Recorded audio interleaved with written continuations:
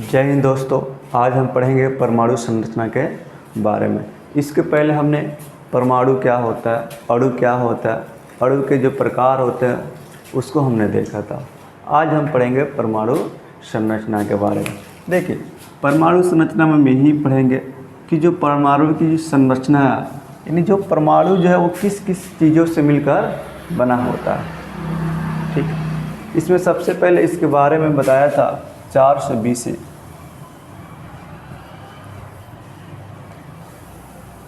इसको हिंदी में बोलेंगे ईसा पूर्व। 400 BC में महर्षि कणाद,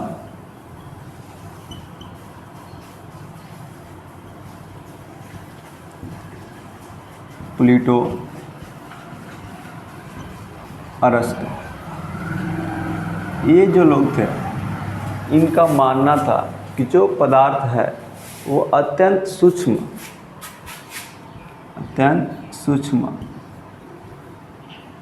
तथा अविभाज्य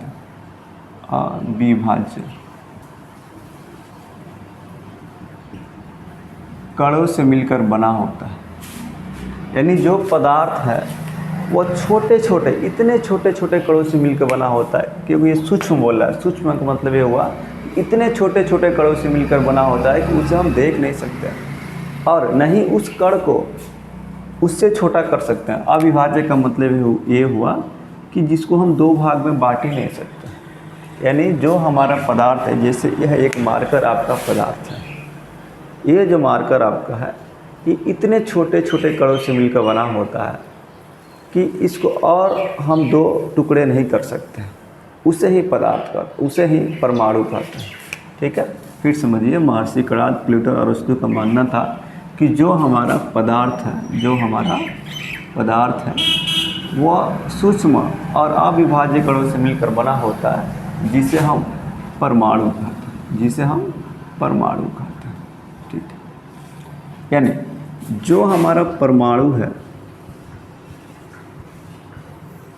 इनके अनुसार जो हमारा परमाणु है वो अत्यंत सूक्ष्म है, अत्यंत छोटा है, क्योंकि उसे हम आँख से भी नहीं देख सकते और नहीं इसे हम दो टुकड़ा कर सकते हैं। क्योंकि इन लोगों ने खुद बोला था ये अविभाज्य होता है। अविभाज्य अर्थात हम परमाणु को दो टुकड़ों में नहीं बांट सकते हैं। फिर 1808 में, ये ध्यान दीजिएगा कब का बात है, 400 BC, लगभग कितना हो गया, इस समय चल रहा है आपका 2024, लगभग और 400 लगभग 2500 साल पहले की बात है। 2400 साल, मतलब मोटा मोटी मानिए तो लगभग 2400 साल पहले इन लोगों ने बताया था कि जो हमारा पदार्थ है वह सूक्ष्म और अविभाज्य कणों से मिलकर बना होता है, जिसे हम परमाणु कहते हैं। बाद में 1808 में डाल्टन आया और डाल्टन ने एक सिद्धांत दिया जिसे हम एटॉमिक थ्योरी भी बोलते हैं।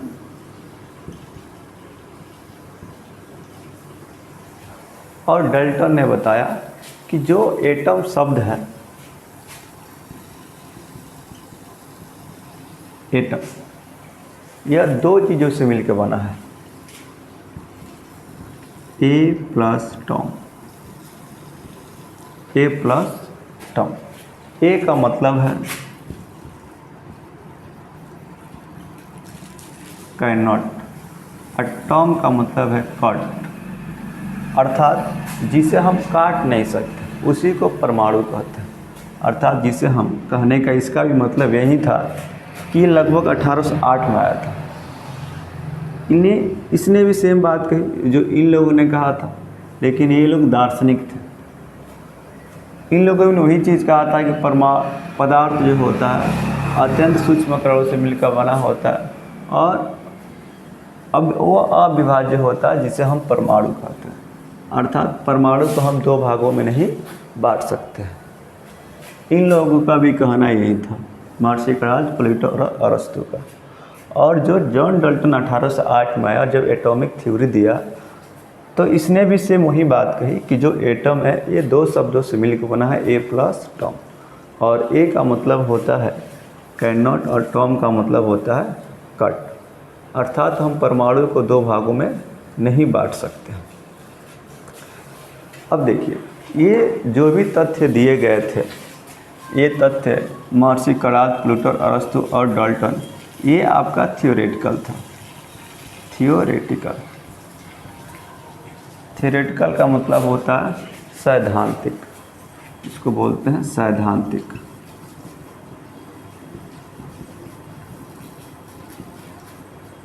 यानी ये जो भी तथ्य दिए गए थे थियोरेटिकल थे, सैद्धांतिक थे। सैद्धांतिक का मतलब ये होता है, एक होता है प्रैक्टिकल, आप समझते होंगे, प्रैक्टिकल जिसको हम अपने हाथों से करके दिखा सकते हैं, हाँ ये चीज़ें ऐसे होती हैं। सैद्धांतिक का मतलब उसके जस्ट उल्टा होता है। थियोरेटिकल मतलब उसको प्रैक्टिकली हम दिखा नहीं सकते हैं। तो इस चीज़ों को आप समझ रहे होंगे, जो इन लोगों ने बताया था वो आपका थियोरेटिकल था, सैद्धांतिक था। अब इसके आगे समझते हैं।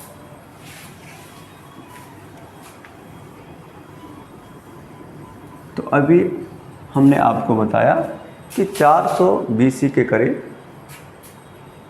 अरस्तु, महर्षि करात और प्लेटो ने ये बताया कि पदार्थ सूक्ष्म और अविभाज्य कणों से मिलकर बना होता है, जिससे हम क्या कहते हैं, परमाणु कहते हैं। फिर 1808 में डाल्टन ने एक थ्योरी दिया, उसमें बताया कि एटम जो है दो शब्दों से मिलकर बना होता है, ए प्लस टॉम।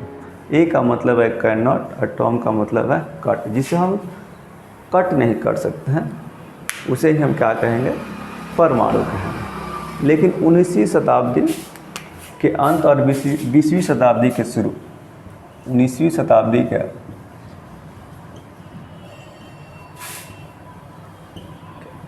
अंत तथा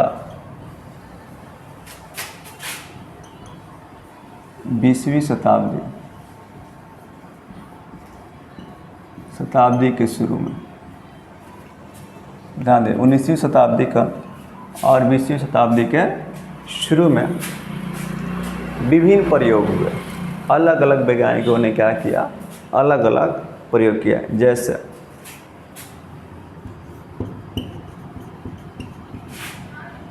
कैथोड रे एक्सपेरिमेंट प्रयोग,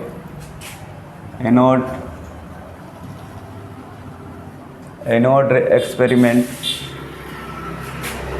तो जब कैथोड रे एक्सपेरिमेंट और एनोड रे एक्सपेरिमेंट, ऐसे और भी कई सारे प्रयोग हुए, ठीक है, जिसके आधार पर ये स्पष्ट हो गया, जब ये प्रयोग किया गया कैथोड रे, एनोड रे और भी प्रयोग किए गए, तो इससे स्पष्ट हो गया कि परमाणु विभाज्य है, मतलब परमाणु को भी हम क्या कर सकते हैं, बांट सकते हैं। जैसा भी हमने पीछे बताया आपको कि 400 BC में महर्षि करात, प्लूटो, अरस्तु का कहना था कि पदार्थ अत्यंत छोटे छोटे कणों और से मिलकर बना होता है, इसे हम परमाणु कहते हैं। और परमाणु को हम बांट नहीं सकते हैं, परमाणु अविभाज्य है। सेम यही चीज़ 1808 में जो आपका जॉन डाल्टन ने आया, तो वो भी कहा था कि परमाणु को हम दो भागों में बांट नहीं सकते। लेकिन जैसे 19वीं शताब्दी के अंत और 20वीं शताब्दी के शुरू में कैथोड और एनोड रे एक्सपेरिमेंट हुआ, तो ये स्पष्ट हो गया कि परमाणु कैसा है, विभाज्य है।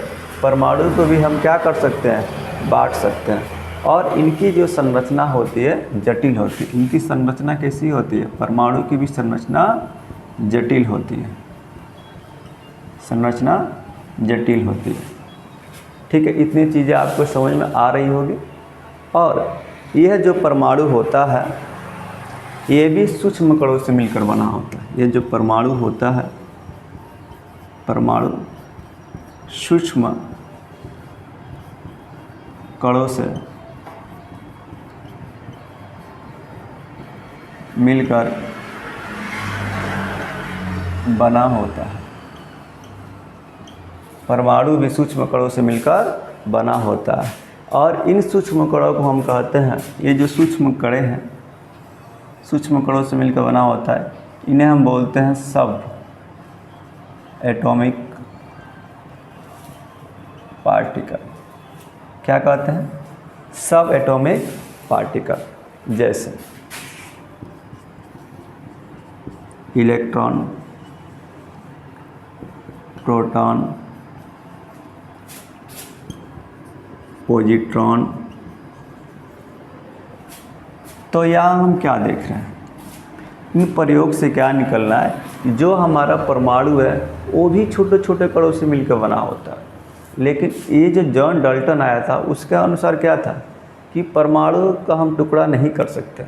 यानी उसके थ्योरी का मतलब ये था कि परमाणु के अंदर कोई और चीज़ नहीं है, इसलिए उसने लिखा था कि कैन नॉट कट, जिसको हम कट नहीं कर सकते। लेकिन इन प्रयोगों से स्पष्ट हो गया कि परमाणु को भी हम क्या कर सकते हैं, परमाणु जो होता है वो विभाज्य होता है, ठीक है। और परमाणु भी छोटे छोटे सूक्ष्म कणों से मिलकर बना होता है, जिससे हम सब एटॉमिक पार्टिकल कहते हैं। जैसे electron, proton, neutron, positive neutron, ठीक है, मेसान, ठीक है। इतनी चीज़ें आपको समझ में आ रही होगी। अभी हम बात करें तो अभी वर्तमान में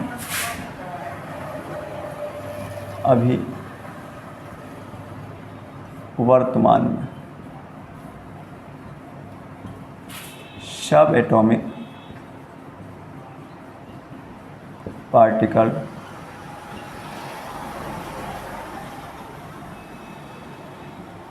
की कुल संख्या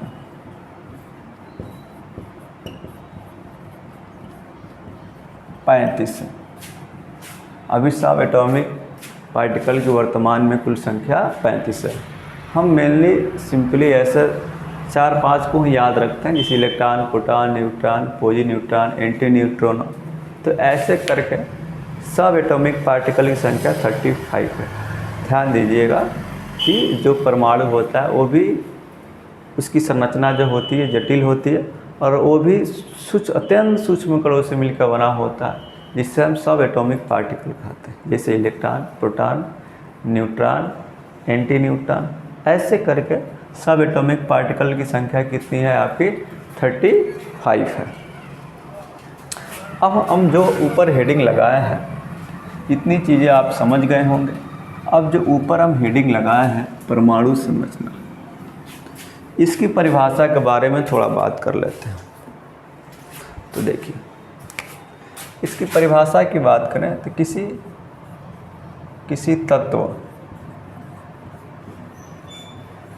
किसी तत्व में सब एटॉमिक पार्टिकल की निश्चित व्यवस्था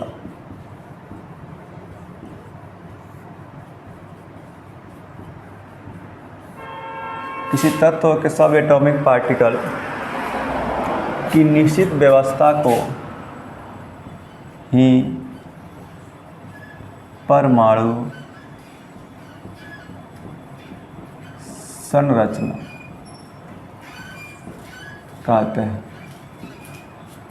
तो किसी तत्व में सब एटॉमिक पार्टिकल की जो निश्चित व्यवस्था होती है उसी को हम क्या कहते हैं? परमाणु संरचना कहते हैं। सब एटॉमिक पार्टिकल तो आप समझ ही गए होंगे कि परमाणु की संरचना जटिल होती है, वो भी सूक्ष्म कणों से मिलकर बना होता है, जिसको हम सब एटॉमिक पार्टिकल कहते हैं। इसकी संख्या 35 है। तो परमाणु संरचना की ही परिभाषा होता है किसी तत्व में सब एटॉमिक पार्टिकल की निश्चित व्यवस्था को ही परमाणु संरचना कहते हैं। अब देखिए, सब एटॉमिक पार्टिकल को हम बांटते हैं। तो ये जो होता है क्लासिफिकेशन ऑफ, एक हेडिंग कर सकते हैं आप, क्लासिफिकेशन ऑफ सब एटॉमिक पार्टिकल। सब एटॉमिक पार्टिकल, क्लासिफिकेशन ऑफ सब एटॉमिक पार्टिकल। तो यह जो वर्गीकरण है based on presence, based on presence. देखिए, तो यह इसको हम दो भाग में बांटते हैं। एक फंडामेंटल, जिसको हम बोलते हैं मौलिक कण, फंडामेंटल पार्टिकल, इंग्लिश में इसको बोलेंगे, सॉरी हिंदी में बोलेंगे मौलिक कण, ए नंबर फंडामेंटल पार्टिकल। और जो दूसरा आपका होता है नंबर बी, इसको हम बोलते हैं सहायक कण, सब्सिडियरी पार्टिकल, सहायक कण, सहायक कण। तो सब एटॉमिक पार्टिकल होता है, उसका जब हम क्लासिफिकेशन करते हैं तो इसका भी दो है, एक मौलिक कण और एक आपका सहायक कण होता है। अब हम समझने का प्रयास करेंगे मौलिक कण क्या होता है और जो हमारा सहायक कण किसे कहते हैं। ठीक है, तो इसको समझते हैं। ठीक है, तो इसका जो परिभाषा होता है, वैसे सब एटॉमिक, चूँकि ये सब एटॉमिक का ही पार्ट है, तो वैसे सब एटॉमिक पार्टिकल, वैसे सब एटॉमिक पार्टिकल जो सभी ज्ञात, जो सभी ज्ञात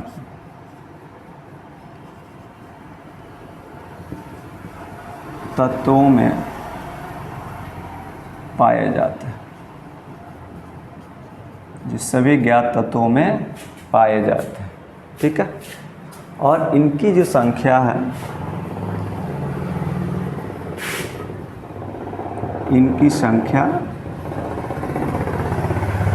3, इनकी संख्या 3 है। ठीक है, और यही 3 जो तत्व हैं, यही जो 3 तत्व अभी आगे हम बता देंगे आपको, ये तत्व हैं इलेक्ट्रॉन, प्रोटॉन और न्यूट्रॉन। इलेक्ट्रॉन को ई से लिखते हैं, प्रोटॉन को पी से, न्यूट्रॉन को एन से। तो जो सभी ज्ञात तत्वों में पाया जाता है, अर्थात जितने तत्व ज्ञात है, कितने तत्व ज्ञात हो चुके हैं अभी 118, इसमें 92 प्राकृत है और शेष जो आपका है मानवकृत है, जिसको हमने प्रयोगशाला में बनाया है। इस चीज़ को हमने पीछे बताया है। तो सभी ज्ञात तत्वों में जो पाए जाते हैं उनको हम बोलते हैं सब एटॉमिक पार्टिकल। तो टोटल तत्व 118 ज्ञात है। कितने तत्व हैं? 118। अर्थात उन 118 तत्वों में इलेक्ट्रॉन, प्रोटॉन और न्यूट्रॉन होगा। एक आपका अपवाद आ जाता है हाइड्रोजन।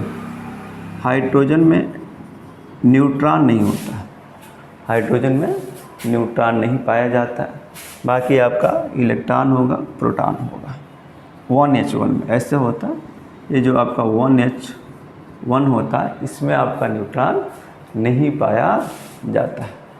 ठीक है, बाकी जितने भी आपके हैं 118, उस सब में क्या पाया जाएगा? इलेक्ट्रॉन होगा, प्रोटॉन होगा, न्यूट्रॉन होगा। ठीक है, तो इस चीज़ को आप समझ रहे हैं। ठीक है, मौलिक कण। मौलिक कण किसे कहेंगे? सभी ज्ञात तत्वों में जो पाए जाते हैं उन्हीं को क्या कहेंगे? मौलिक कण कहेंगे। या वैसा सब एटॉमिक पार्टिकल, परिभाषा बताएं आप। देखिए, इसका हम आपको नोट्स दे देंगे, अभी आप समझने का प्रयास कीजिए। वैसा सब एटॉमिक पार्टिकल जो सभी ज्ञात तत्वों में पाए जाते हैं, उन्हीं को हम क्या कहते हैं? मौलिक कण कहते हैं। इनकी संख्या 3 है, इलेक्ट्रॉन, प्रोटॉन और न्यूट्रॉन। आगे देखते हैं।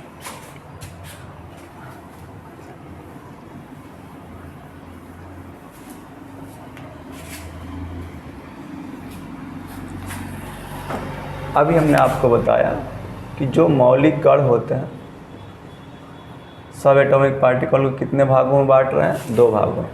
तो जो मौलिक कण होते हैं, मौलिक कण, इनकी जो संख्या होती है 3 होती है। कितनी होती है? 3 होती है। ठीक है, कौन कौन होगा आपका? इलेक्ट्रॉन, प्रोटॉन और न्यूट्रॉन। इलेक्ट्रॉन,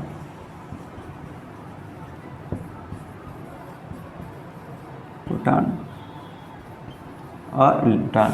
इनकी संख्या कितनी होती है? 3 होती है। इलेक्ट्रॉन को ऐसे भी लिखते हैं,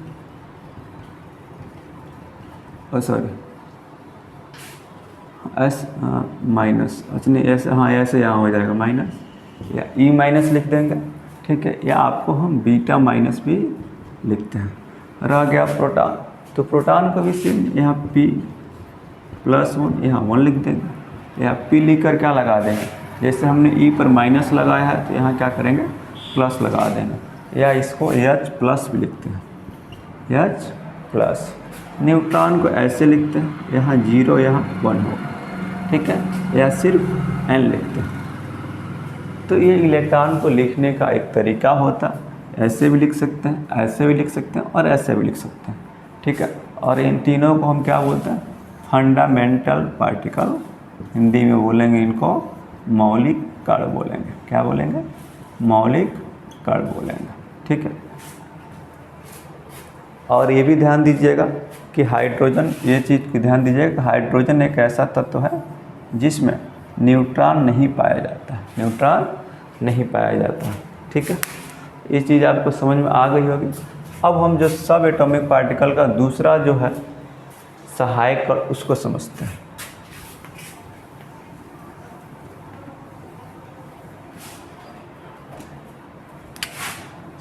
दो नंबर जो लिखे थे हम, सहायक कण, सहायक कण, इसके बारे में समझते हैं। देखिए तो इसकी परिभाषा की बात करें तो वैसे सब एटॉमिक पार्टिकल, वैसे सब एटॉमिक पार्टिकल जो ज्ञात सभी तत्वों में नहीं पाए जाते हैं, नहीं पाए जाते हैं तथा अस्थायी और क्षणिक होता है, तथा अस्थायी और क्षणिक होता है। मतलब ये कुछ देर के लिए आते हैं उसमें, ठीक है ना, ये हमेशा नहीं होंगे, ये अस्थायी होंगे। लेकिन जो हमारा मौलिक कण होता है जैसे इलेक्ट्रॉन, प्रोटॉन और न्यूट्रॉन, उनकी संख्या 3 ही है, ये अस्थायी होते हैं, ये हमेशा पाए जाएंगे जो भी ज्ञात तत्व हाइड्रोजन को छोड़कर। लेकिन जो हमारे सहायक कण है, ये ज्ञात जो तत्व हैं 118, उन सभी में नहीं पाया जाता है।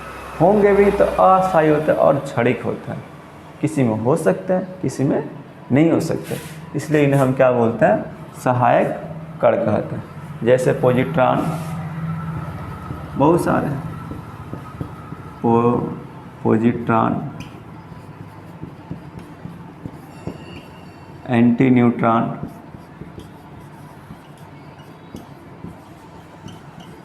एंटी न्यूट्रॉन, ठीक है। मेसॉन हो जाएगा आपका, मेसॉन, ETC कर देता।